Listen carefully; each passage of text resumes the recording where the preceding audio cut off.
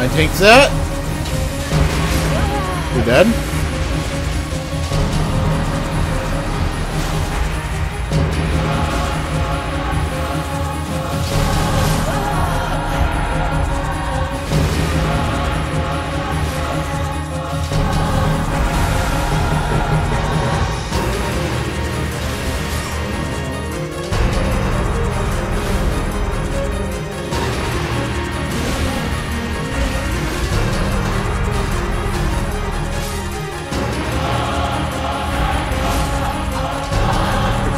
Charging it full again. I can take a jumping attack. Okay, you're dead. You can't hit me, bro. Are you dead?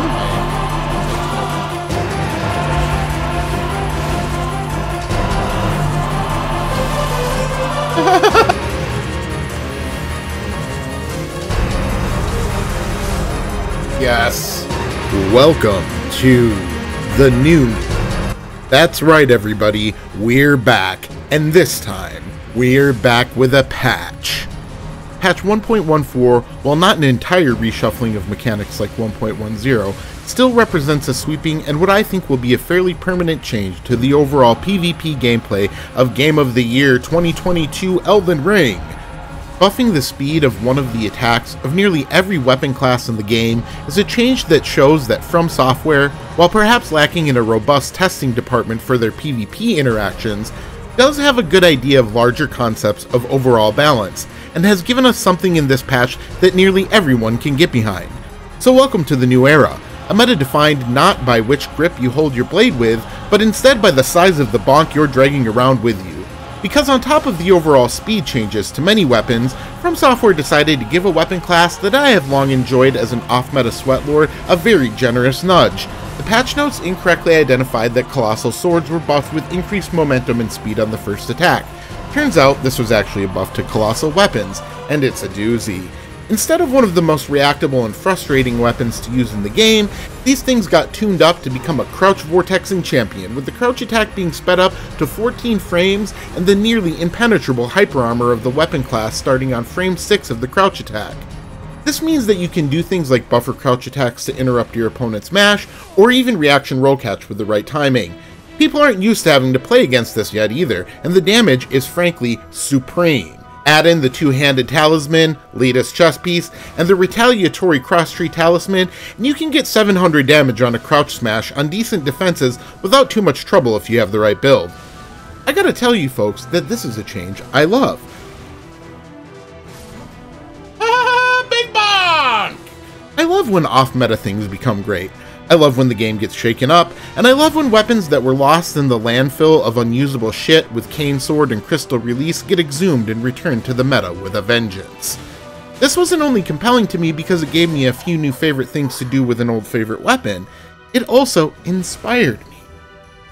There's many Colossals in the game, really something for everyone, and so of course this big bonk meta had me in the kitchen cooking like a TikTok chef with 48 slices of American cheese in a deep fryer.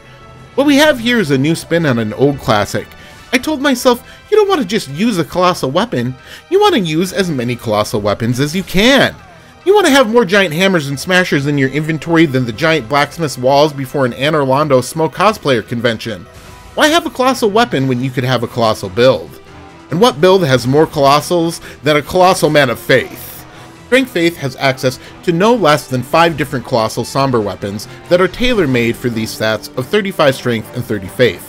I had to move some strength from my previous strength-focused Strength Faith build to endurance to be able to easily wield these massive mamma jammas, but for a 125 build, this is well optimized, giving you over 50 strength when two-handing, and enough decent scaling from the faith stat to give you huge damage and decent sacred damage on your Holy Ashes of War. I put the 5 Colossals in my inventory and across so that I could swap to whichever silly bonk I wanted to use in various situations. The main weapon on this iteration of the build is Devonia's Hammer. The Devonia's Vortex Ash of War was also recently buffed on patch 1.14 with an increase in its attack, range, hyper armor, speed of the hyper armor, and stun value to the opponent. In other words, they buffed everything about it. I burned most of the one-shot clips in that spiffy introduction, but let me tell you, this thing slaps as a hyper armor tool. While it is reactable, and smart players will just avoid it, What words are more true than gankers are stupid? And the first level of charge is quick enough to punish thirst with a big old drink of that golden Sprite. The second level of charge goes further and deals more damage, and if they are standing under it when the hammer comes down, it's very cheese. When I say this thing tanks, I mean it tanks. I have clips in this video of me tanking Blasphemous Blade, a double greatsword jumping attack, and the full greatsword of Solitude Ash of War until the part where the guy chest bumps me. This thing is not to be traded and not to be trifled with. Don't forget to keep a misery cord for all the juicy guard breaks. Great Club has Golden Land, one of my favorite all-time Get Off Me Ashes of War, also very useful as a finisher because of the decent damage and high tracking projectiles. And you know that I had to have that Tarnished Sunflower on a swap too. It deals more damage on a high faith build, and I'm not sure I can justify this as an area of effect when I have so many other options, but pancaking people with a gigantic flower is just too good to be resisted. The Envoy Bubblehorn is a bit more situational.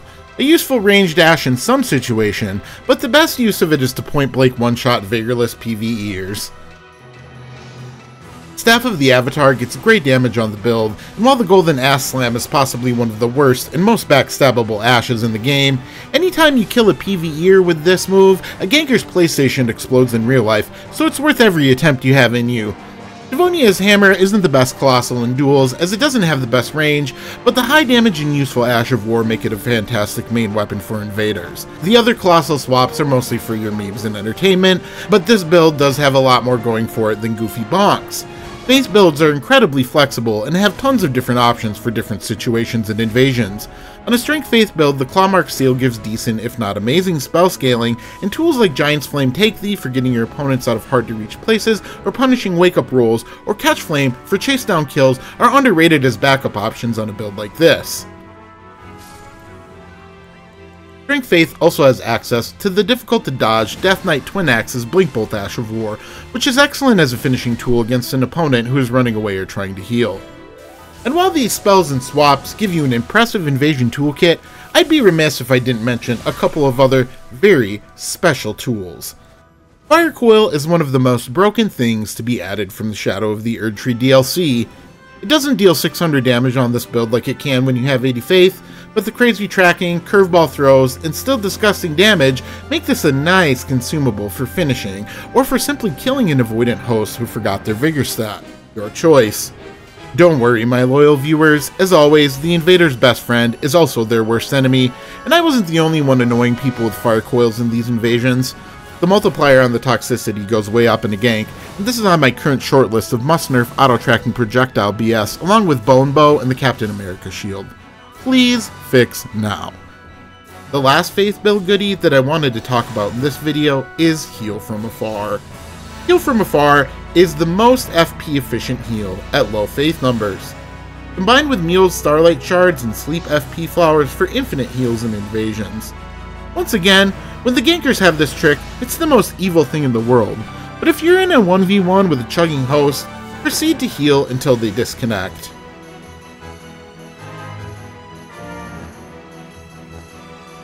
While I don't think this patch is perfect, there are a lot of things remaining for From Software to fix. I believe that this puts us in a good direction heading towards the end of the game's support. As always, when they make broad sweeping changes, there are some things that demand to be fixed. Storm Stomp Zweihander, I'm looking at you. And there are still a few outliers in the game that are very problematic, i.e. Bone Bow, Captain America Shield. Claws of Night are still pretty bad, and some things could use overall damage nerfs or poise damage nerfs in many places, but I'm pleased with this patch. I think that it shows that From Software is still interested in improving their game, and not with minor changes, but with colossal ones. Thanks to all of you for stopping by my channel and viewing this video. I'm going to work on improving my upload schedule, bring you a lot of different new types of content from my channel. So if you enjoyed this video, like and subscribe for more. Thanks very much. Enjoy this last invasion. It has it all. Traitor Reds, Phantom Resummons, Unhittable Host, Wacky Co-Invaders. Until next time, this is Belmonk signing off.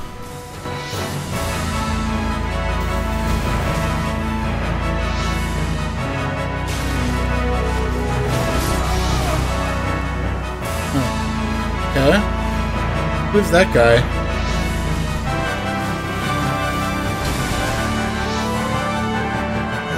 That was the fan.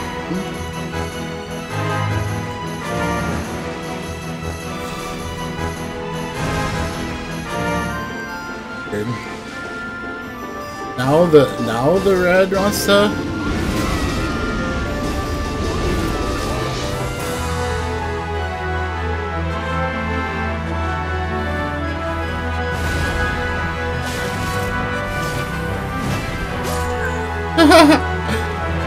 Oh, it's me, new host. Sorry, let me just take this guy. Okay. You look cool, Liz kid. Let me heal the brawl.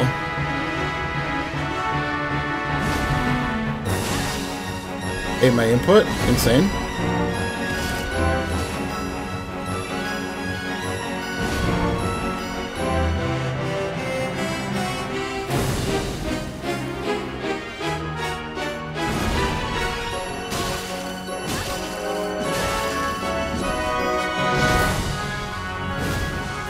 Me and this guy have such a... It's bad.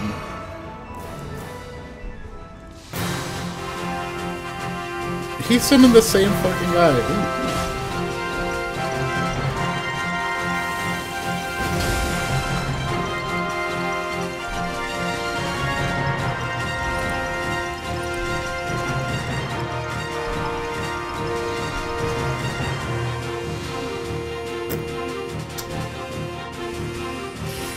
Ooh.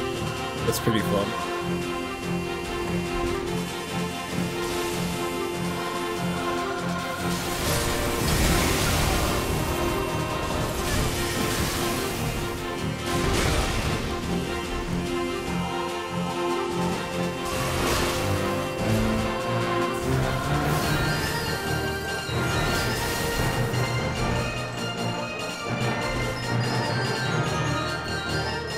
Okay.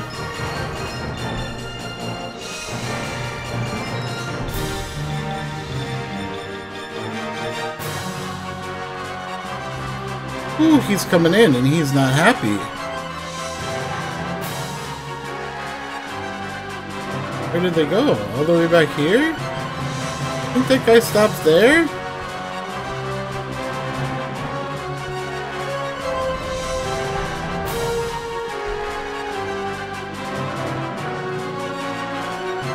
Help me, Red.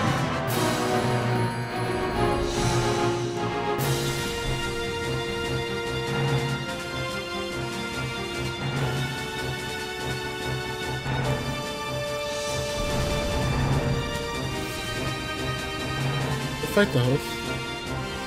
Hit you.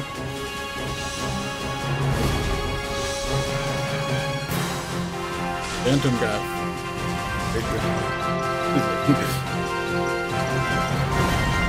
Dude, I don't think I've had this fast.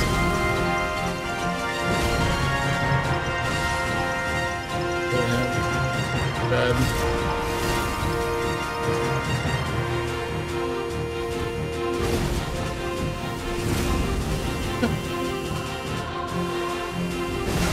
Finally, Jesus.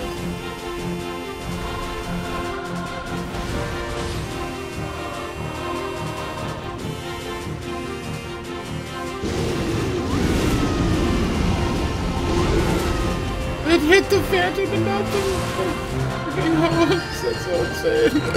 That's actually so fun.